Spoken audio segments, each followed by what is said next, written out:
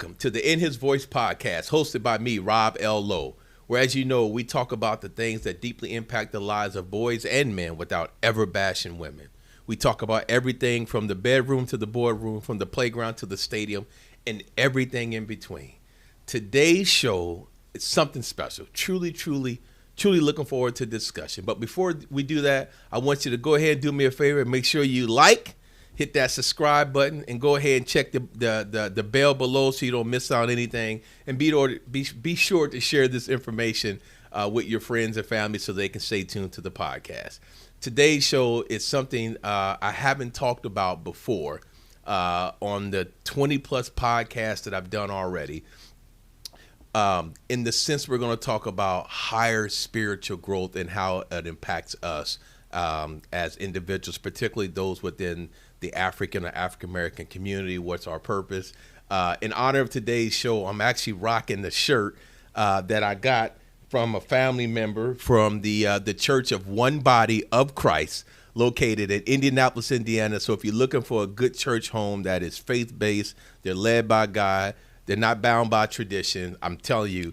And if you're someone who likes to ride motorcycles and you are a Christian and you are a believer of God, look them up if you come in the city, and I think you enjoy it. Well, back to today's show. I want to welcome to the show. Now, when you meet my guest, I call her Baduism because she channels the soul of Erykah Badu for me, the intellect and the energy of India Ari, the passion of some other neo soul sisters, a beautiful young lady, a lot of insight. I want to welcome to the show Miss Chileina Mayberry. Chileina! Hello. Welcome to the show. How you doing? I'm good, thank you. Oh, well, listen. This is your first podcast, right? Yes, it is.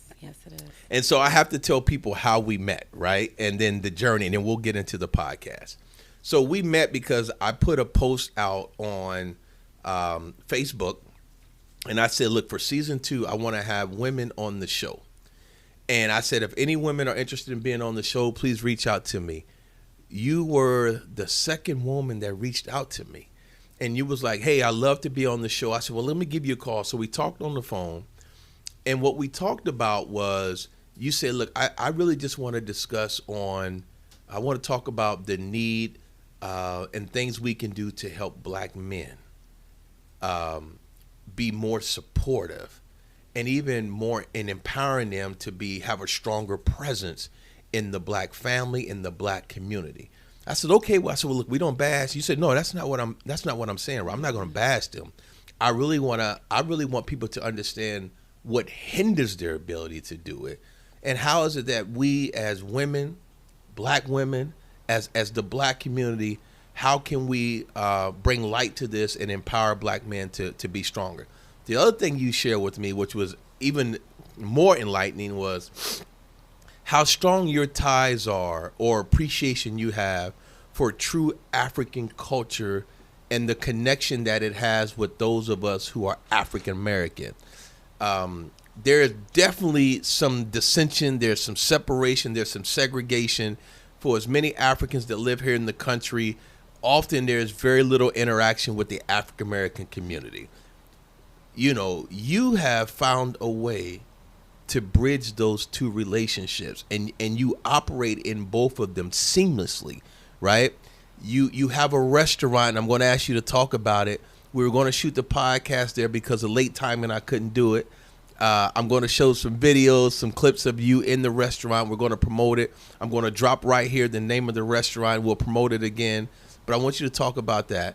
But I'm really setting the tone because I want this to be a meaningful dialogue, because you have so many things to share. So I'm going to switch it over to you, and I really want you to talk about who you are, where you're from, how'd you get to this place, both Indianapolis, and then we'll jump into the whole African culture relationship, and then the perspective of black men from you. Well, I'm originally from Kalamazoo, Michigan. I moved here in 2004. I followed my oldest sister here. She moved here in 2000. And it's been a bit of experience here. It's a lot of opportunity here. It may have more issues, but it's bigger and it's like a lot more opportunities. So that's why we kind of came here. And also it's like a middle of everything. So I was supposed to move here and then move somewhere else. Like move here for 2 years in North Carolina, but it was too hot. So we stayed here. But I still go back and forth to Michigan. But I'm here right now in Indiana because it's a bigger purpose. A lot of things is overlooked and everything else. I have something like a buffalo mentality. You know, I know most people run away from the fire and run away from the issues. I'm a person to kind of run into it. Okay. Have you always been like that? Yeah. Okay. It is. I'm not really, because, when, like, the enemy, if people have, like, they're talking about the enemy. We have this going on in the house. I'm like, okay, well, where's the blessed oil? Let's go. Let's get to work. Because these things are necessary. It's not just talking about it, but this is spiritual warfare we're going through. Everything we're going to is spiritual. One thing we need to understand is the Willie Lynch letter. So things that we're going through right now, the terms, the trials, anything we're happening, sometimes was created. Yeah. A lot of things are still created. A lot of things are created amongst black people, whites, and everybody else. To the point we have become our own enemies. We have been so brainwashed that now we see each other our own enemies. And we're actually, we're supposed to help us breakthrough. But it had to happen for a reason because we had to be separated and come back around so we can appreciate each other a little bit more. When you think about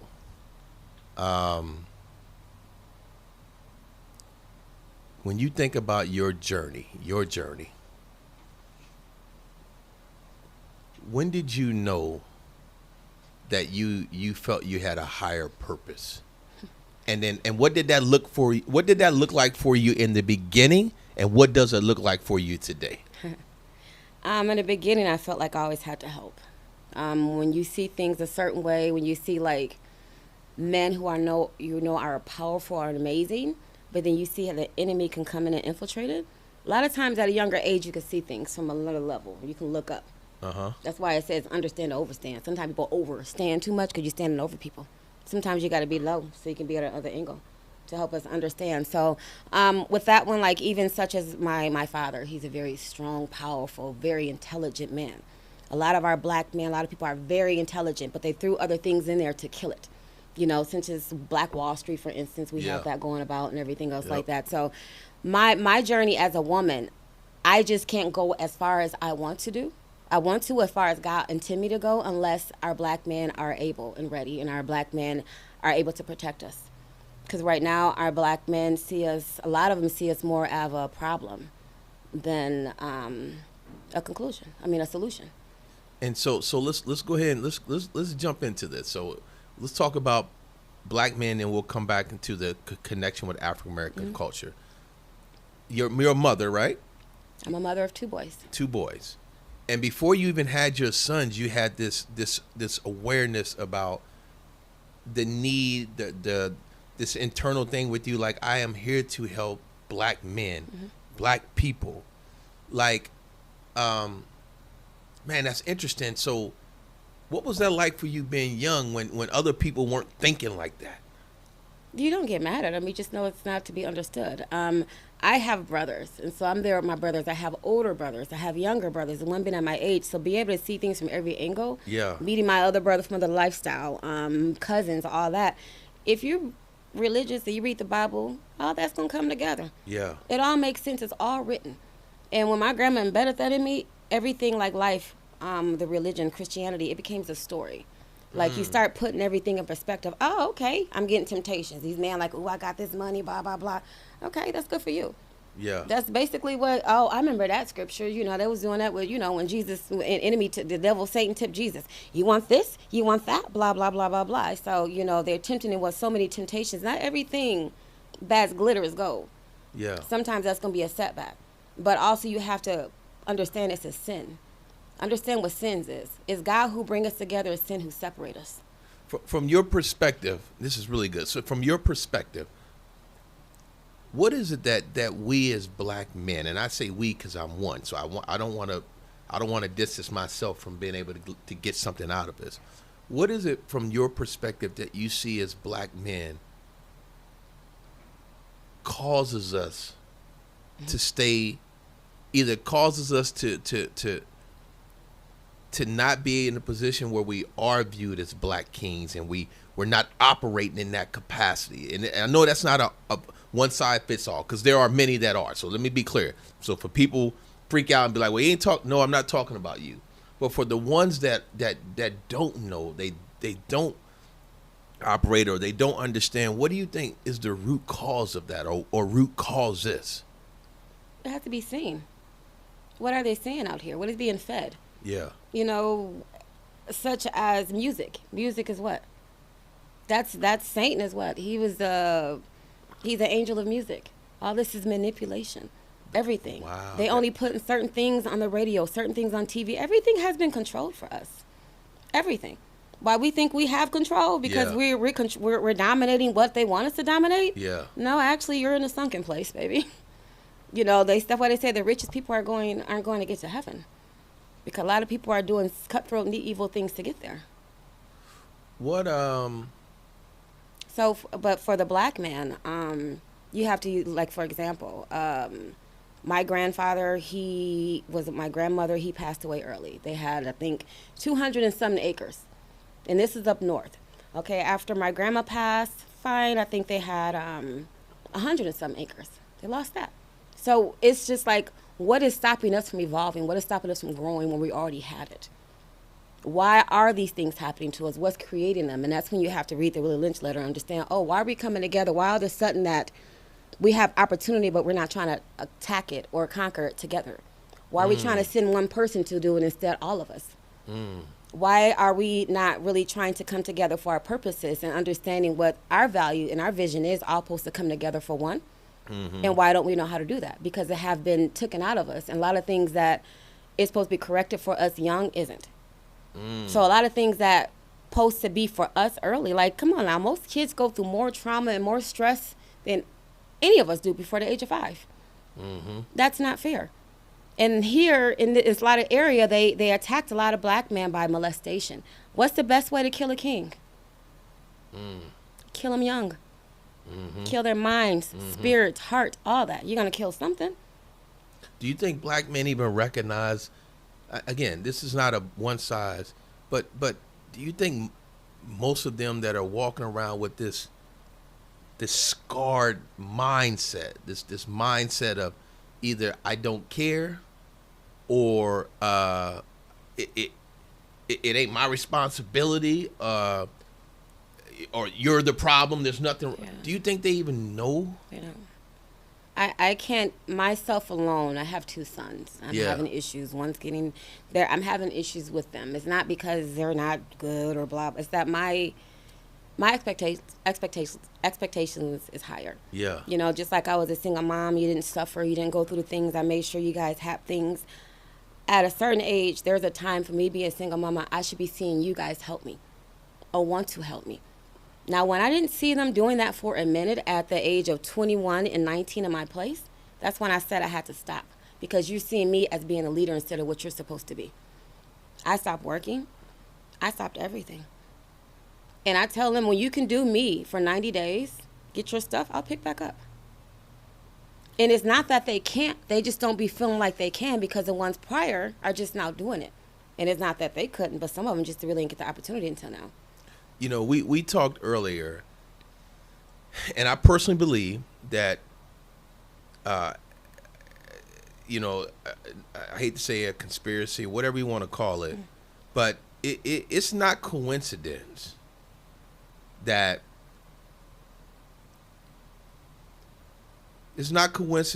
there are at least 7 shows on TV or in Broadway or in Hollywood that acknowledge black women, but there are none that acknowledge black men, right? Now, yes. It does not mean that black women don't deserve to be acknowledged, because I realize that they have brought up the rear for so long. So let me be clear. I'm not saying take away those. But what we see in society today is we see this push to support black women, but there's not the push to support black men with the same type of vigor. And when we look at social media, if a black woman does a post where she's talking good about a black man, she'll get bashed by other black women. Be like, girl, you talking about they dogs, they this, they that. And then you'll have black men and be like, finally a sister steps up and says this. And then when a black man says something good about a black woman, he'll get bashed by other black women. Dude, you tripping. These girls is they this, they that. And then black women all chime in and be like, finally, a real man. And I go, and I sit back and I see that and I go, number one, that's one person who has an opinion. And so you just made a generalization on a whole group of people, a whole gender, because you mad at something that happened in your life. So you can't even receive that this lady's experience might have been good, and she's sharing like you can have a good experience if you do these things. Exactly. This black man might have had a great experience with a black woman if because he did these things and this is what she brought to the table. But because you didn't have it or you didn't look for it, now you get mad and you want to spew this poison. And I go like, no wonder we can't lift each other up, because what we gravitate to is mess. Yeah. So, well, right now, it's about us being loved. Okay, go ahead. About our black men knowing how to love us. Oh, go ahead. Go ahead. So Let's right get now, there. for example, my sons, they see me as being a mom, but also see me being mean and a basher and a person unappreciated, because I'm not the one really supposed to be disciplining them. Okay, we're taking things all out of context. So you don't understand why things are, they supposed to be seeing a man correcting them. So now when they have their sons and their kids, they're not going to know how to correct them properly. Unless you get your butt to that Bible.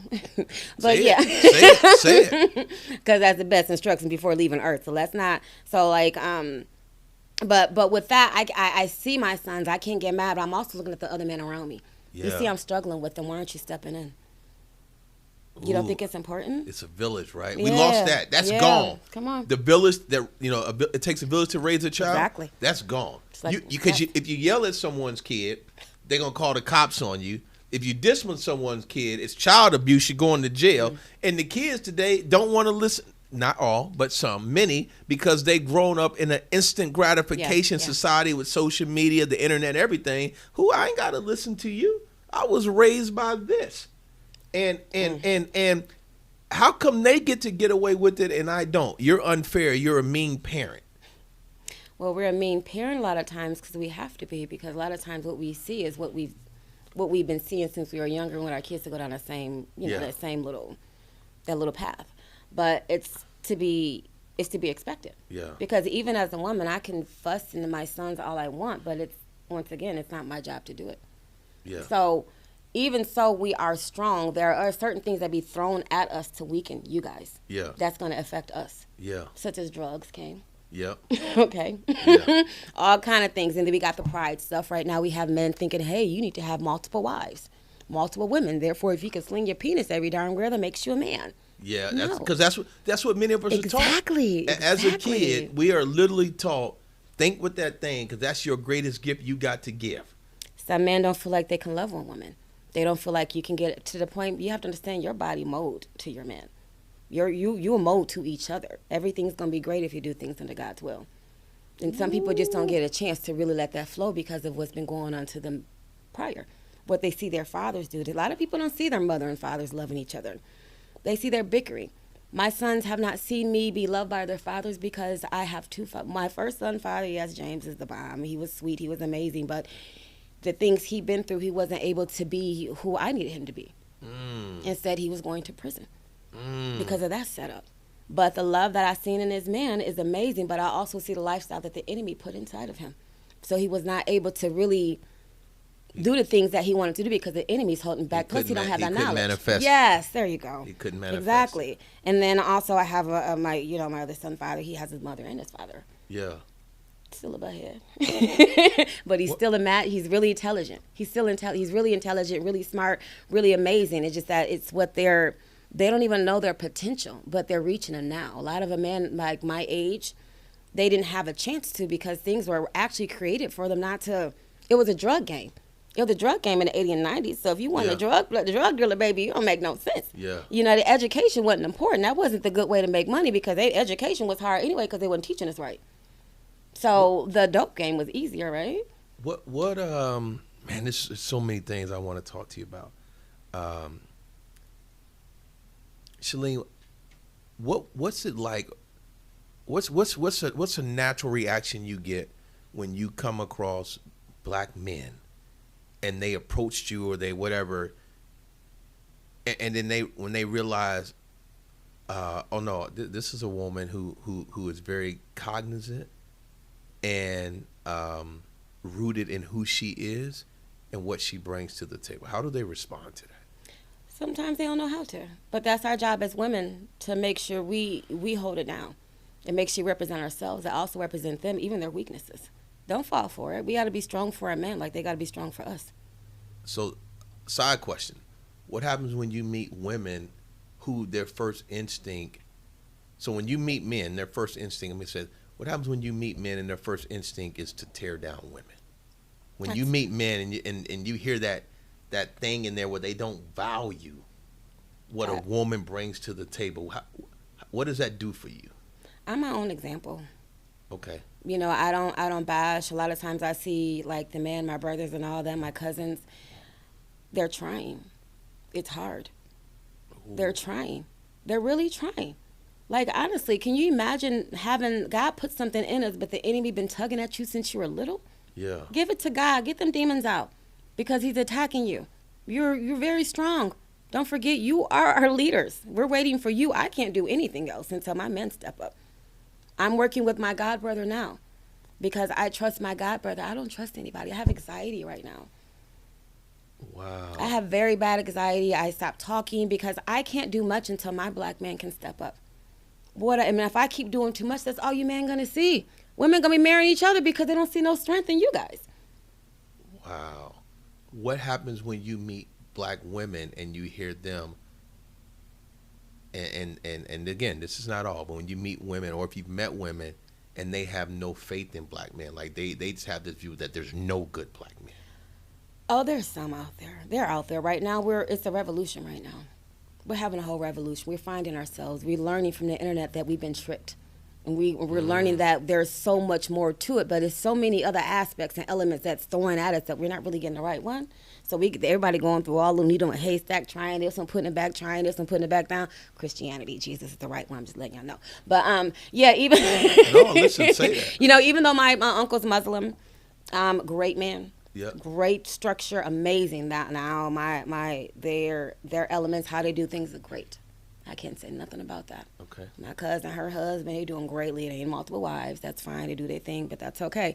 But right now, what we have to teach our young men right now is that your life and your value isn't based off your penis. Right. Okay, because it's not gonna be working if you don't got the right woman anyway for the rest of your life. Then what you gonna do? Right. Okay, so let's make sense of that. I'm just saying, I also want 3 wives that they're going to eat salt and sugar for the rest of their lives. But it's basically about uplifting our black man, but make sure you don't forget about us because we need you guys just as much. We've been there. We've been there from slavery, carrying the babies, taking care of the kids, all this stuff. Stripped away, we've been there. Mm-hmm. We've been struggling with you. We've been doing it on our own. When the man been taken to prison, they did that purposely. Yeah, they took you guys from us purposely. They did. We needed you, and we still do. And your sons still need you. Even though that happened, that does not stop you from being who you're supposed to be. It does not. That happened for a reason, because God probably had to save you from the streets anyway. So everything happened for a reason. I understand, like, the juveniles, men go through so much, and right now they're trying to kill them through, they were like, Atlanta back in the day. Mm-hmm. They used to take the kids and go rape them. Mm-hmm. They used to go, kidnapping used to be so big. Mm-hmm. It wasn't that. It was what was it? What's that? Emasculating. Yeah. That's what it was. Schools, all that. They're sending little kids to juvenile for attendance. Other little kids there have very, very crazy records. You think they're going to come back and say, "Oh, mommy, I was in juvenile and I got touched"? Mm-mm. That's going to hold that in them for a very long time. It might be a seed for some of them. Yeah. And then if they have other kids, watch the kids going around. Because all this stuff was designed for us to, like, hurt ourselves without knowing that we're hurting ourselves. Such as, what am I going to go? Like, education-wise. Since I'm telling my sons, like, get into healthcare. We need more people in healthcare. I be telling black men, why don't you go work at the jail? I'm going to work for the jail. We need you at the jail. You know, we need you because we need you to help the other ones and protect the other ones that they put in there for no reason. That don't mean you're a part of the system, baby. You need to be helping. Excuse me? Oh, that's a nugget. That's serious, though. I'm serious. We need to be there. We don't need to be on the outside. That's why they're giving us fellas. That's why in Indiana, you get a DOC for 1 day. How you get a DOC number for one day? That's insane. Wow. They're stopping you guys, but we have to stop them. And it's basically the enemy because we still hurting ourselves. It ain't just white, it ain't just black, ain't nobody else. It's just the enemy. Because like I said before, slavery didn't end on its own. It wasn't just us. Wow.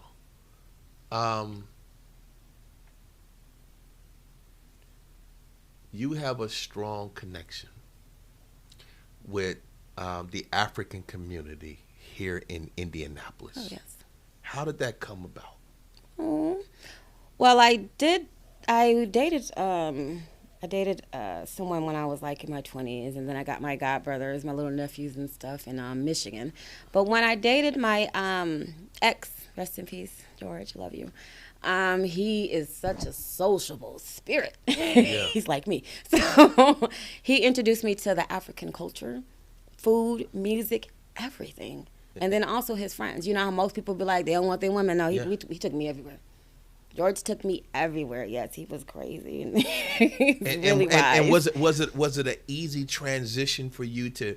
Oh yeah. Is it fair to say that you were able to integrate into the culture? So, like, what was it hard? I love reggae music. So I love reggae music. I always loved reggae music anyway. I'm very diverse. So when I heard Afrobeat, I got hooked on Afrobeat. I just love to dance. And so that triggers me to help me, and the community. I just love the fact when they stick together. Yeah. I love the women when they still have their culture. They're able to be women. They're able to take care of the kids and do all that. So it's a lot of things that we need to touch on here and there. Because even though that happens, we still have to make sure the cultures that's village mentalities stop so that we're able to grow here. What are some similarities that we as African American men or families share, and what are some major differences? Now, and again, these are generalizations, but what are some major things? You'd be like, yo, African American men don't do that for the most part, or African American women don't do that, and that's very common. And again, I realize that Africa is a continent, and so there's countries. So if you want to narrow it in, well, I can only speak to this country. Here's something that I learned. But what are some things? Because we are very segregated here, right? I don't know. There's not one person who is African in my phone that I can pick up the phone and call. That's what's crazy. Yeah. Right? But I don't know one. I've met some, but I don't know one. The only experiences or the interactions I have most often were stereotype. Taxi cab drivers, right? Taxi cab drivers, or if I go into a convenience store or somewhere like that, they might work there. But many of them work in corporate America. They're successful. They're business owners. But because I'm African American and I have this limited viewpoint, I would have never drove to the restaurant that we're going to talk about a little bit and say there's a Nigerian restaurant there that serves authentic Nigerian food. But from your experiences, what are some of the differences that we don't know about that keeps us separated from where we don't talk to each other? Oh, well, of course, and let's watch TV. We were taught that they dance around and wear little hulu things everywhere, and that's all they have in Africa. They were taught here we're liars, we're sluts, and the men are gang bangers and everything like that. So we were given misconstrued information, and not only that, we were just told about the darkest parts, not what can be created. Yeah. But that was because right now our black culture, we always want to be better. Better. So if there's a way that somebody can navigate to say they're better, that's going to make them feel good about each other. You got to stop that. That's, what is that? 1 Corinthians 4:6, ain't nobody better. It's not to be that. No, nobody's better than nobody. You're not trying to be better. How can you be better? That's your calling, my calling. No, excuse me. You can't be better than me, and I'm not going to be better than you. Because we have our own same purpose, and God put us on earth to stay in your lane so we can get this. That's it. But a lot of it is the African men have not lost that concept of taking care of home. Okay. So they would take care of home. Majority of my African brothers, I'm not right now, since I plan on being single, I wasn't getting into my business. I wanted to have a husband to help accommodate this and lead by example, and we start doing things. But if I can't have a man who's going to respect and value me and be loyal to me, I can't have him be around, because one thing I'm trying to do is learn to young women to understand it's safe to be with your black man again. And I can't say that if I'm having my own issues with mine. So the young women who have been burned and messed up and abused by men prior, and they're just trying to cover up and looking like a man to avoid other men looking like them, I want them to put their little pretty little hats and dresses on again. Ooh. Without feeling like you guys are going to attack them or abuse them or something like that. Ooh. So it's just like, it's not that, I mean, like, I have people who have been struggling and know I'm not for the, LGBT, I'm not against it. Right. I just think they're seeds. I think they're seeds that put in people that never got taken out. You know, I had one of my friends, one of my goddaughters. I came out and she was dressed like a boy. I ain't see her in years, and come to find out she had an issue that happened, and she was molested by somebody really close to her for years. And I just told her, you don't want that person to define you. You basically let that seed, that demon, define who you are right now. So speaking on this, but going back. The African community, the folks that you're most associated with, are they from Nigeria? Other parts? I have Nigeria is my brothers I usually do business with as well. Igbo I dated Igbo, well too. Yeah. I do have friends Kenya, Ghana. My ancestors actually is from Ghana. Okay. So, but my main thing. And so, yes, we have one thing I like about our African guys, in that the main thing is home. When they have children, they're taking care of home. Taking care of home. And what does that mean? They're paying the bills. They're paying the bills. They making sure everything's taken care of. A lot of women, since it is normal for some cultures to have cheating or do other things, or sometimes in their mind, they're coming here and they're going to go out and take care of business, if you know, so they can, take care of their other stuff. So a lot of that is normal, but we need to bridge that gap. We need to make it more easier and more better and more sensible for us to connect and get things together right about now. And right now is exposing what they try to take out of us and bring it back into reality. So since it's families, Africa's really big on family. They're big on marriage. A lot of times they don't like getting divorced. A lot of times they don't get divorced till they come to America. But then also on top of that, why are they getting divorced? So a lot of times they're staying there, they're staying married a lot of times there because they have to. Because they're... Is it frowned upon, from in your circle, right? So I want to be careful not to speak for everyone. Mm-hmm. But in your circle of friends that you know who are of African descent, is it frowned upon if a man does not take care of his family? Like, do people like, yo, you can't be in this circle if you're not taking care of your family? It's just second nature. Just like how it is for us to take care of things, it's second nature. But for here, Black women. But African American men. So me and my cousin, I have a cousin in Jelani. He has a company. It's called Day One Dads, right? Cool. His shirts, Day One Dads. He and it's his company, but he came up with it. But I agree with him. You can't even be in my presence if you're a man and you have kids and you don't take care of your kids. Mm-hmm. You can't even be in my presence. You can't be in my circle. You can't hang with me. You have no role in my life if you don't take care of your family and your kids. But there are many people it don't even bother them that they're hanging out with other men who got kids and they ain't doing nothing for them. No, that's not. It's normal. And it's normalized. And so that's what I'm asked. So from the friends that you know who truly are from Africa, is it that same thing? Do they go like, yeah, no, you can't be in it. You can't come to this club where we all hang out. No, but they talk to each other. One thing, they encourage each other. They're there for each other. A lot of things that, like I said, been taken from us for a reason.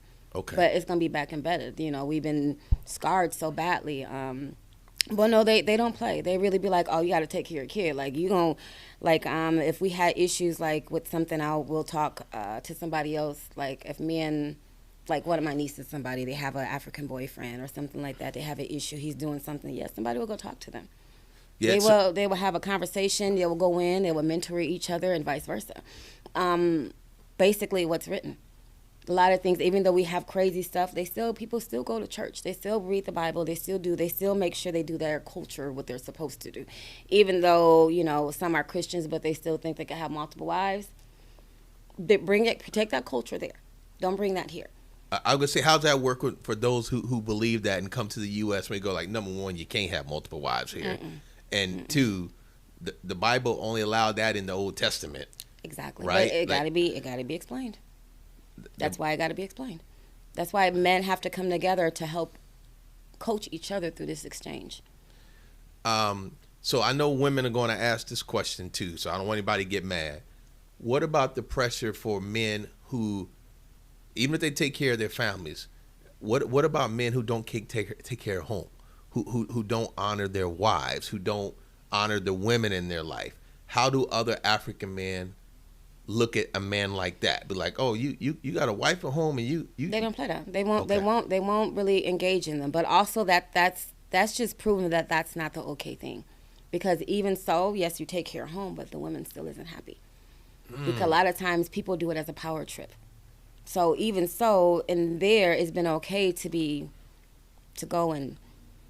go off and just do something, to go cheat, as you want to call it. Yeah. And it's nothing, because when you're taking care of home, you're taking home, because the opportunity in Africa, it really isn't here. Yeah. Like the women can go out and get jobs and do all that. It's not, you have to have your husband that's taking care of you 9 times out of 10. Unless your family has a business. I live in Florida. And when I moved to Florida, I had an epiphany. I never knew this until I moved to Florida. And now I need to ask you, because I don't know it. This is a new perspective. When I moved to Florida, everywhere else I lived in the country had a strong African-American community, like African-American culture. When I moved to Florida, there was a lot of black people, but they didn't have a strong African-American culture. There was a strong Jamaican culture, a strong Haitian culture, a strong Caribbean black culture, whatever Caribbean island you're from. And in that, there was a class system. Whether it's right, wrong, or indifferent, there was the perceptions that they viewed Jamaicans as higher. Jamaicans viewed themselves as higher. They viewed Americans, and then they viewed Haitians, right? And the things that I heard were, Jamaicans, they had their own island, they had their own independence, they had all these things. They ran the country. Americans, you guys are slaves here, and you're still slaves. And the folks from Haiti, the country is poor, and so they create this class system, and it blew me because I'd never heard that. I was like, what? Like, we black? How to train up a slave, huh? Yeah. And so now I haven't heard someone put Africans in that conversation, right? Because so now I want to know, if I were talking to someone who's African from Nigeria or Kenya or Nairobi, and if they were to be honest, would there be a class discussion from their perspective? Of course, yeah. And would they say Africa's at the top of it? Yeah. And where would African Americans be? I think it depends on where you're at, but I think it's Africa, African Americans, Jamaica, and then Haitians. That's how it is here. Because it depends. It depends because we do have Americans who's like killing it. Yeah. The ones who have not really been emasculated and everything like that. Yeah. And also have been brainwashed, who fathers was there. It's so much that has been happening that people can't ignore. It's like there's things that, I don't know, you probably went through that no one ever know. Right. So, and that people are battling with, and it's just not fair. But right now we just have to touch bases. Right now, my main thing about with the Jamaica, Haiti, and Africa and other places, I'm taking to the restaurants, because I have a friend who has to prove. I have people have restaurants in Michigan and in one in Illinois, and the clubs, is that we're trying to start massive donations. Okay. We got crate tailored containers. We need to have crate containers once a month going to like Africa, Haiti, Jamaica, where we come in to change this. We throw so much away. Yeah. We don't need to have no one beg for anything. We have each other's back right now, and that's what we need to start stressing. So if we do that, Jamaica and Haiti and other places won't feel like they have to come against each other, because we have each other back. They don't feel like they have to struggle or have to fight for something that's already ours. The things that they don't want to give us certain natural herbs. They don't want to give us the wellness clinics that really heal us. They have things that heal addiction. They have herbs that heal addiction, that you can go somewhere for a whole week, your meth, everything you want, it can be healed. But they don't want that here.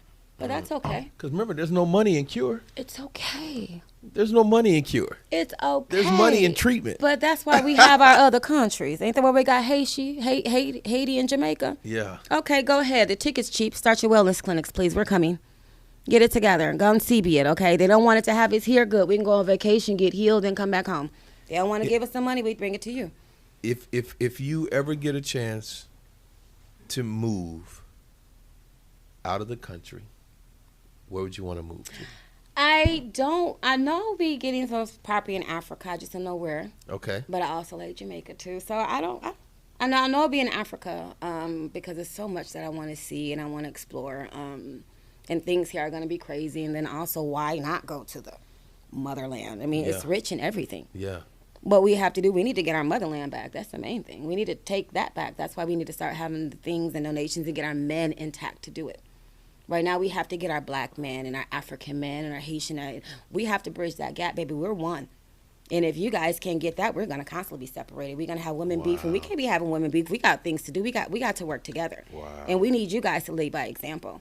You know, the suicide rate for black men is 5 times higher than the nearest demographic, right? It's 5 times higher. I looked that up.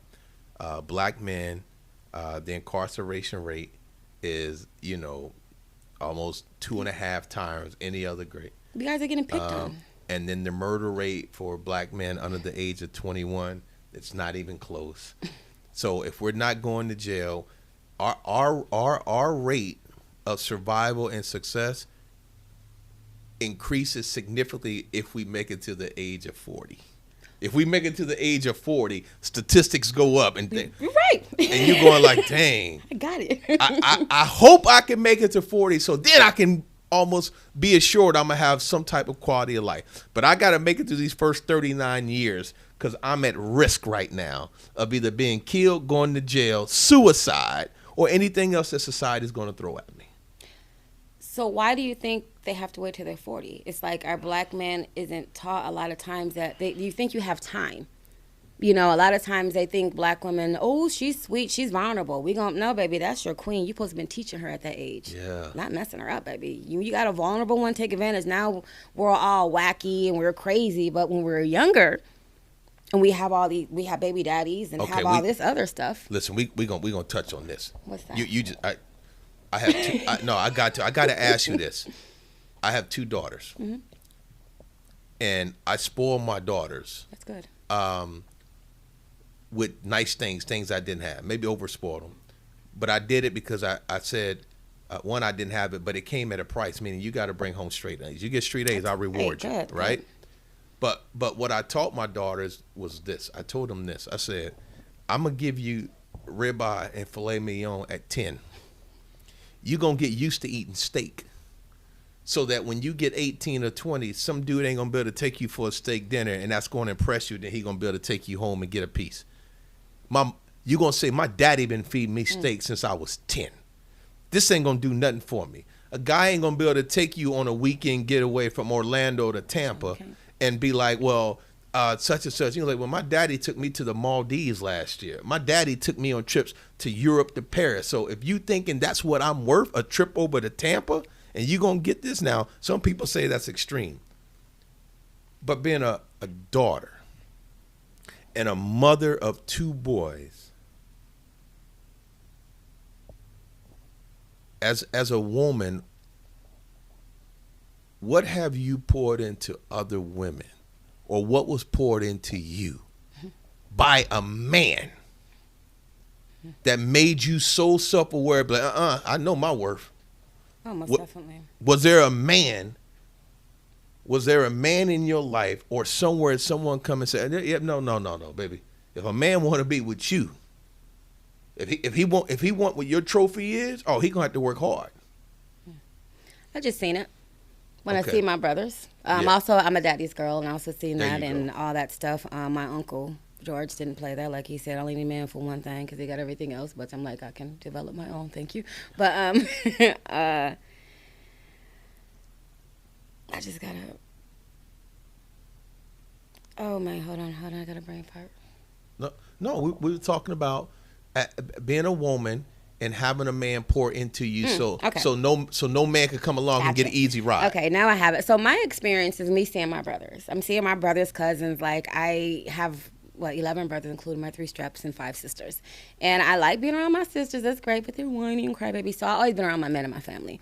We have family gatherings. They see me upstairs with women. They know get downstairs in my wine glass. But when I see how they interact with women, and I'm looking like and interacting with women, aka also reading the Bible with it, and understand what the consequences of being a woman, and how if you take something from somebody who's not really developed or trained to be on your level, you're going to deal with the consequences, such as me dealing with consequences of having son fathers without a marriage.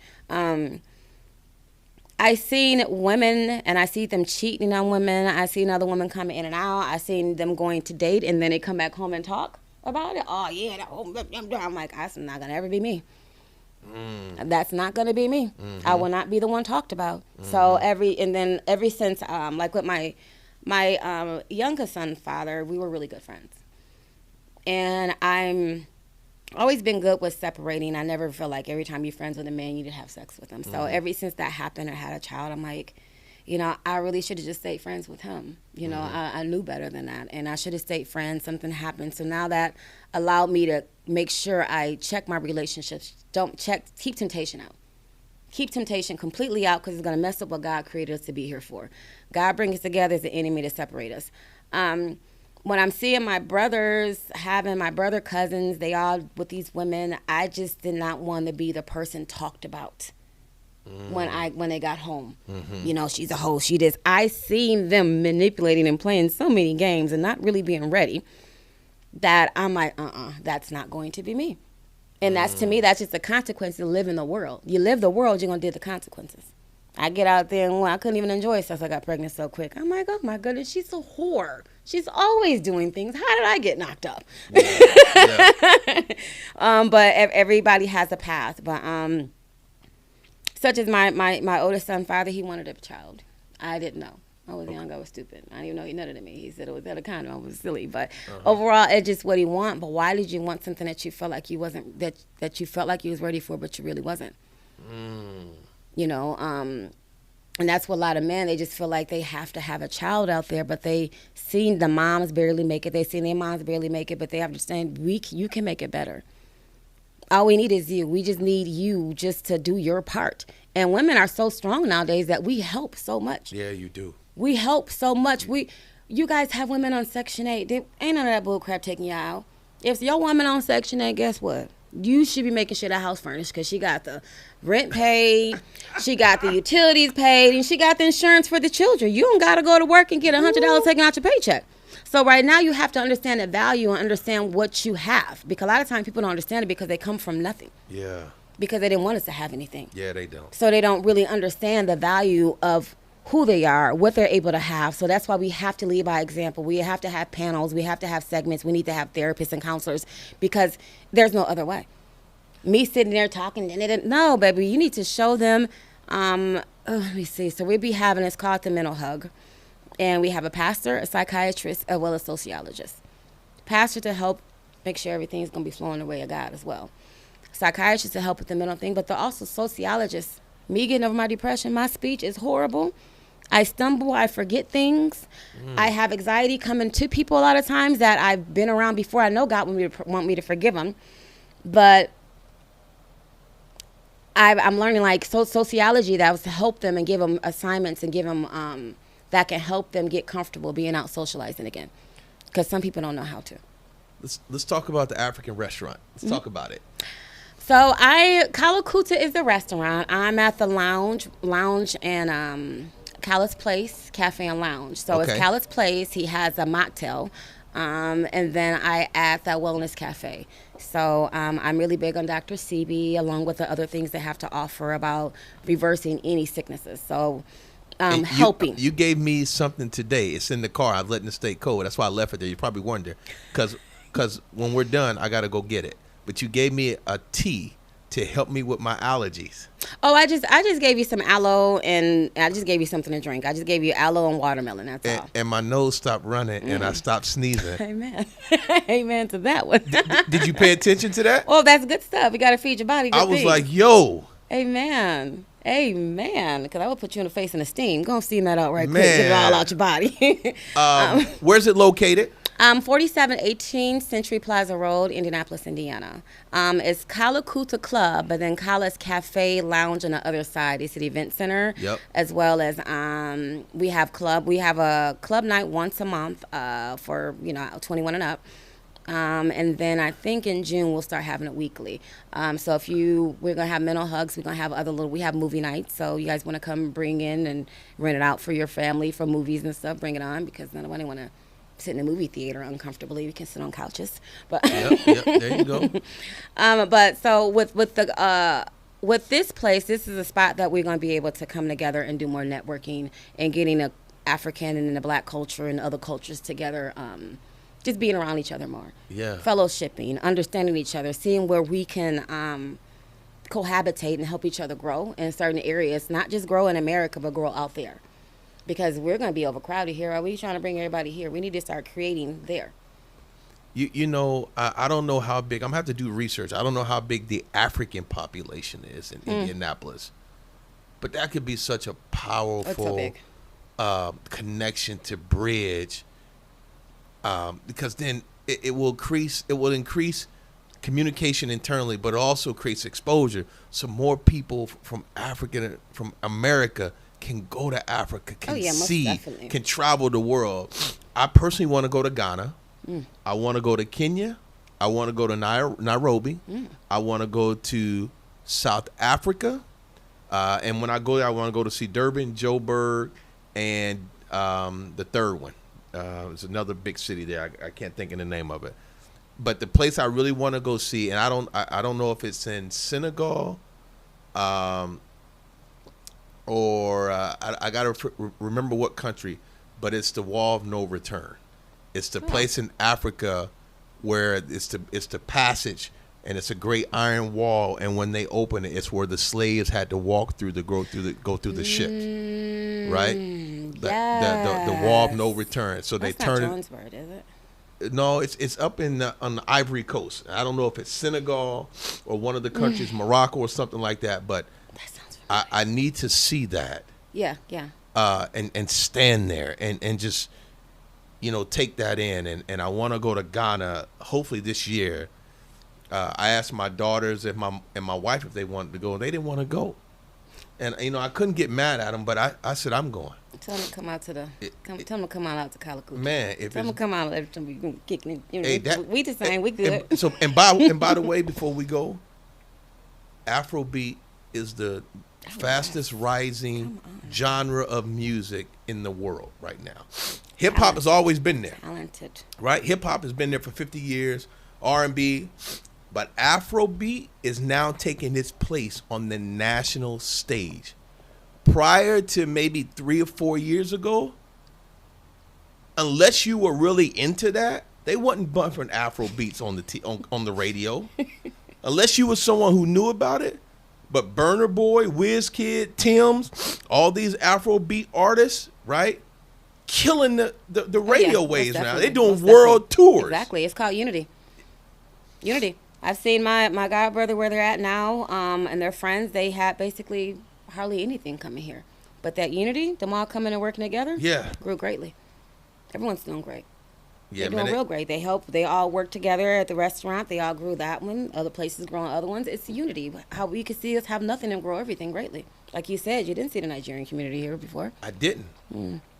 Example, what's been taken from us will have to be put back inside of us. Well, my last question I always ask every guest. If you can go back, let's say to the 16-year-old you, what would you tell her? Stay a virgin till you're married. And you're kind of on the right path, but just speak up more and preach. Don't be scared to preach, because I was more passionate there. What's your favorite scripture? Or what's your favorite? Even Proverbs 31. But then I also like Corinthians, because Corinthians explain how we need to be kingdom, and there's nothing else. If we can't do kingdom-minded, we can't do anything for each other. So if we don't know our place as Christians, place as evangelists and everything, we're not going to get anywhere. And say Proverbs 31. What is Proverbs? Proverbs 31, woman. It's basically what kind of woman you're supposed to be. Explains how you're supposed to be, there you go, how you're supposed to be bold. A lot of times I don't speak because it's not like I don't want to hurt anybody's feelings. I don't waste my time. But right now, as you said, when you don't speak, it's lose knowledge. Is that what you said earlier? What did he say earlier? Something where you have knowledge. The worst thing you can do is not speak your knowledge or something, right? So knowledge is, you don't have knowledge if you don't share it. Thank you. And a lot of times there for a minute, like when I was just going through my little depression, because like I said, I'm not waking up till I see man of God come in and lead. That's that. So of course, when I see you lead, I'm here. So that's what it is. But it's what was that again? It was your favorite scripture. You said Proverbs. It was Proverbs 31. Because it's explaining how we got to be bold, how women take care of home, how we're supposed to be doing certain little aspects. It explains a lot about being a virtuous, what we are, our aptitude, our expectations. But we can't, it's hard for us to be that if you guys aren't in your element. Now, I'm going to come back and do another podcast. But I want to come back when some of your Nigerian my brother be back next week. Bring it on. Back because I want to come back and film and I want you to be on it because I want to ask some very tough questions about how do we bridge this gap, and I want you to be able to share and say, hold on, hold us both accountable. You know what I mean? Like I want you to be like, no. That Rob, come on, African American man or your brother exactly. Like, you ain't about to say that. I know y'all. Like because unless we get to that point, we'll always be segregated. To the point, once I have that conversation, you're gonna say it's like, we should have been done this. They've been tricking us for no reason. We're only stopping ourselves. It's crazy. I live in this country, and I don't have any other black person in my phone who is from. I got one person in my phone who is from a black male who's from Jamaica, and I don't even talk to him. And I got a friend from the Bahamas. Other than that, they're all African Americans, right? But there are people from all over this world that are black that live here. Oh yeah, and we narrow our circle down to such a small group, man. It's crazy. Yeah. Well, listen, thank you for being on the show. Thank you. Say the name of the restaurant again. Kalakuta is the restaurant. Kala's Place Cafe and Lounge is the event center as well as the club. Okay, all right. And so, listen, I'm going to drop that in there. I want to thank you all for tuning in to this episode of the In His Voice podcast with me, Rob L. Lowe. And as always, remember to like, subscribe, share, hit that bell button, and we'll see you next time. Hope you enjoyed it. Peace.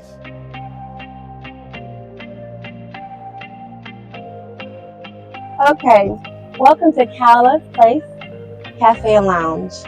I am Chileina. I am partnered up with my brother Shola, the owner here. And we are here to unify our cultures with food, dance, as well as events. Please feel free to come in and enjoy some tea, food, music, or even rent out the space for your own entrance. We have movies, we have sports days, and we also have counseling services available whenever you guys need it.